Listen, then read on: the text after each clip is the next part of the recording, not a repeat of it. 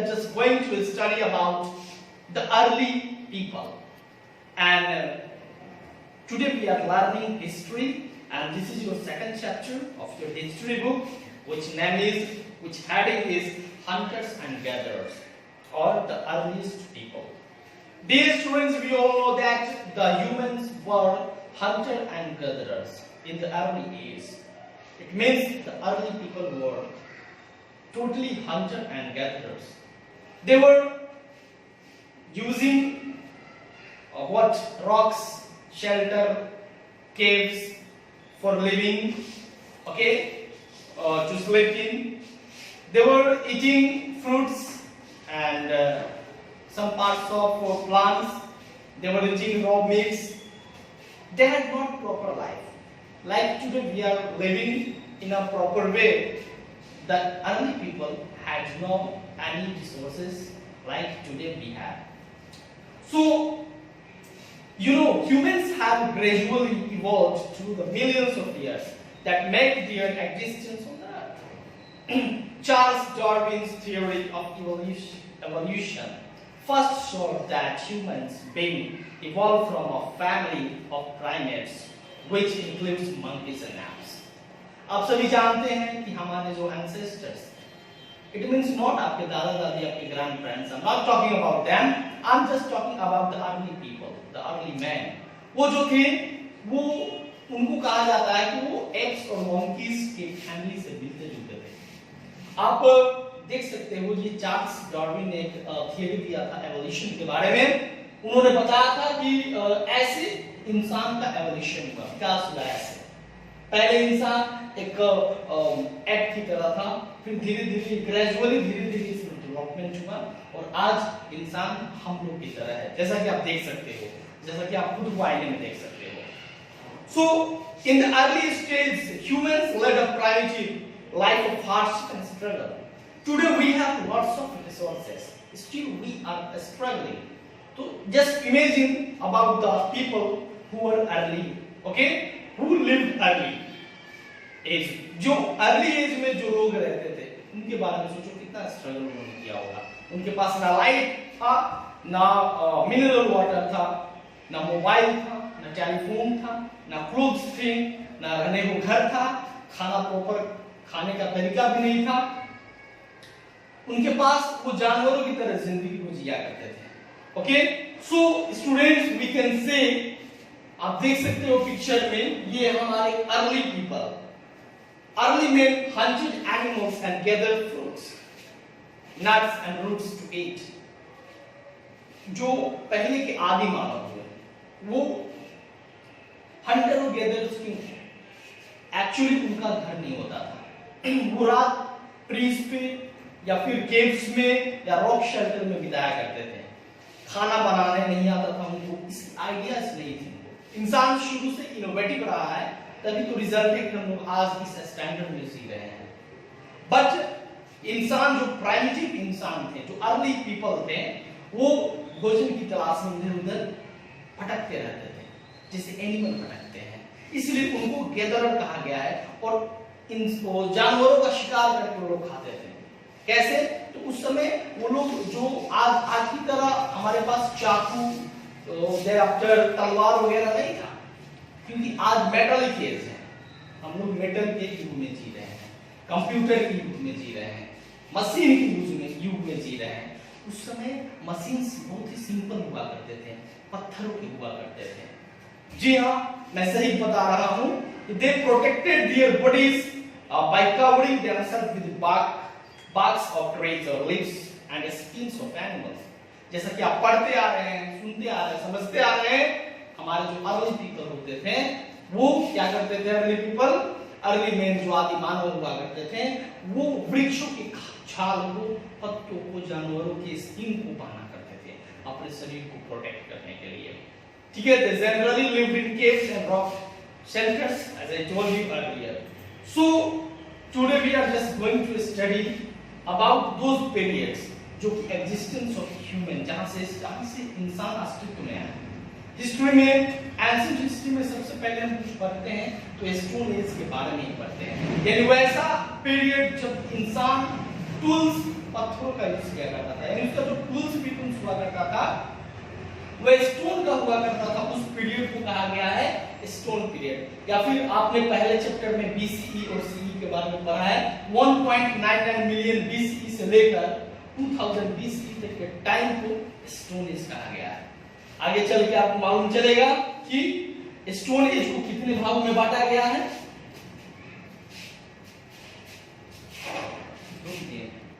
So students, ये एक timeline है।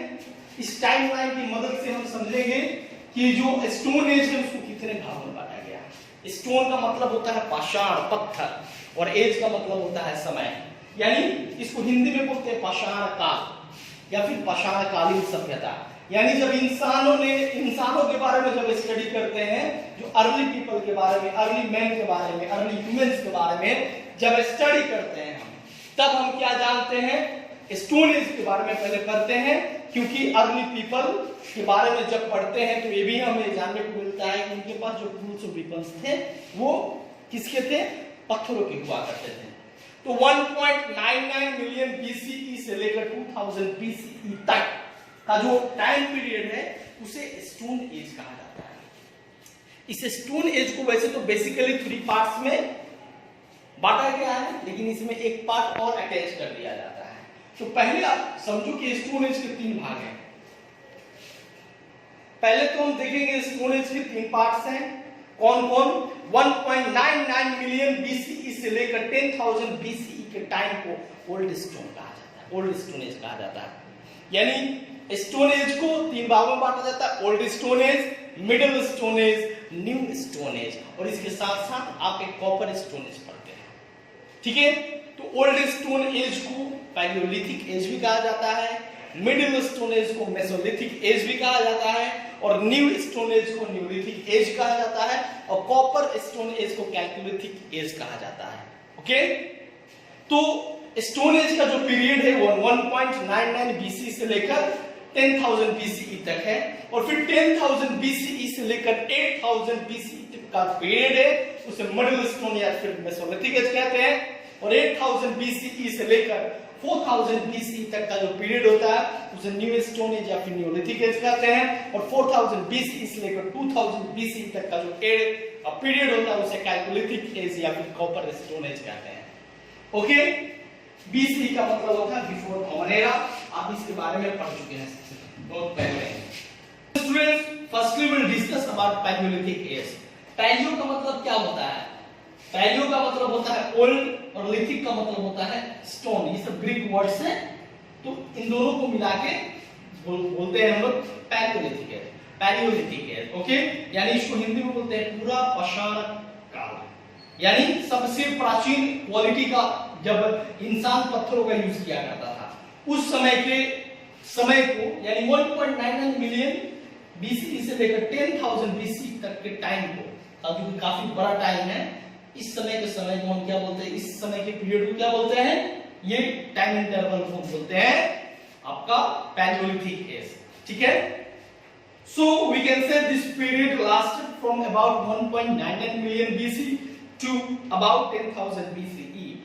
This phase was mainly of the nomads, ठीक है, wanderers, people without any permanent home। इस एज में इंसान जनरली, ओरिजिनली, कंप्लीटली क्या था, हंटर एंड गैदरर्स था। इनके पास में ना परमानेंट सेटलमेंट था, ना ही खाने को कुछ परमानेंट था इनके पास में।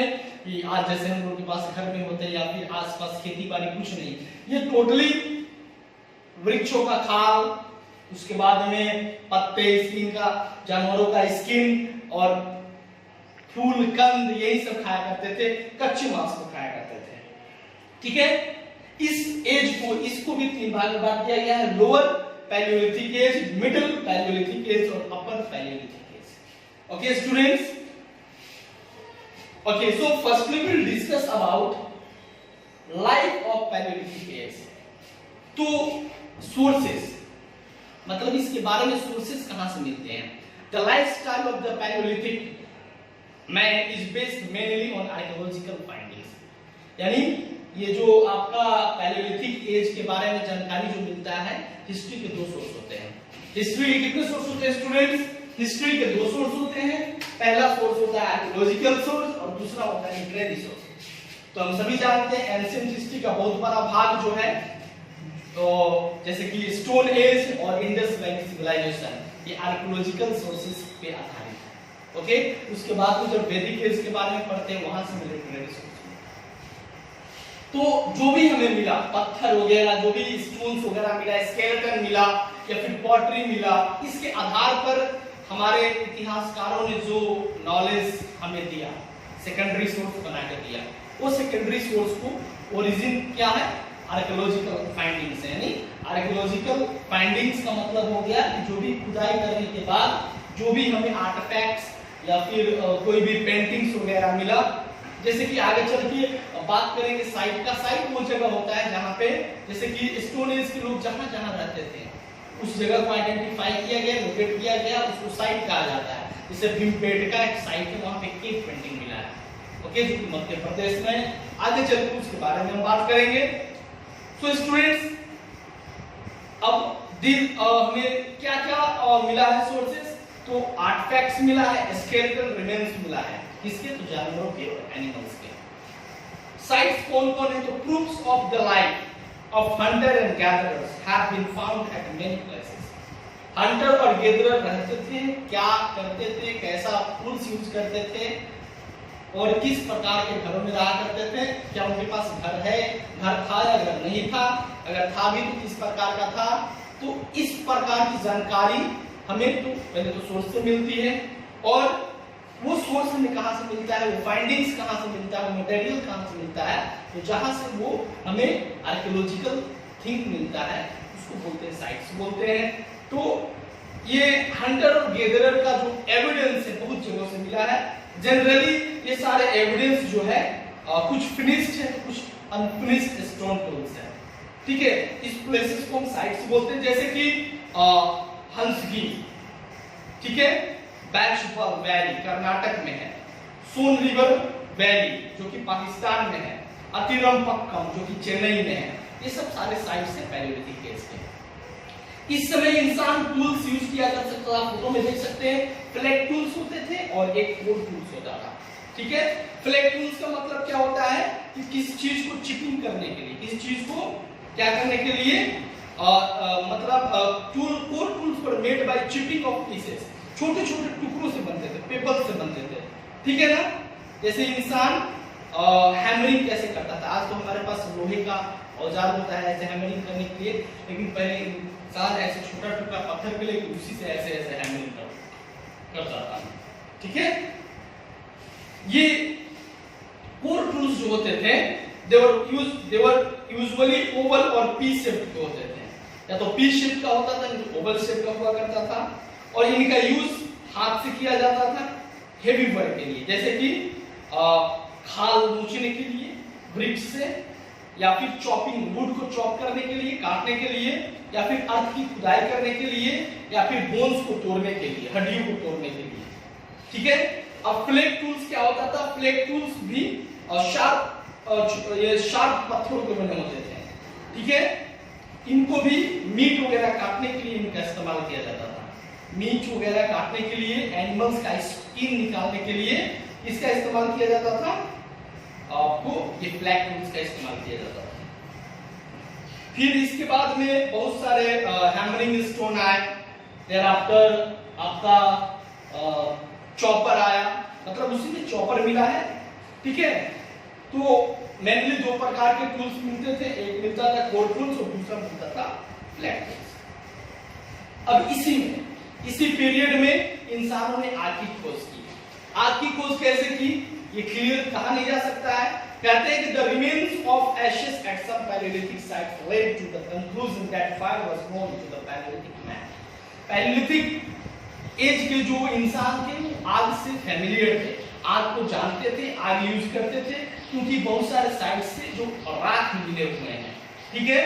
तो कोई चीज राख कब होगा, कोई चीज जलेगा तभी वो राख बनेगा, वरना वो राख नहीं बनेगा। तो probably the discovery of fire was accidental, जैसा कि मैंने कहा क्लियर नहीं है, एक्सीडेंटली हो सकता है आपस में सूखे पेड़ पत्ते शाखाएं उनकी टकराएंगी, आंधी तूफान से उसमें घर्षण हुआ होगा, फ्रिक्शन हुआ होगा, आग लग गया होगा, कुछ जानवर उसमें फंस गए होंगे, जानवरों ने टेस्ट किया, अरे मैं तो इसी को खाता हूँ, जैसे कि इंसान इनोवेटिव है और खाने के बाद में उसे अच्छा लगा होगा, तो ऐसे कुकिंग का या फिर आग का वो आइडिया उनके माइंड में आया होगा।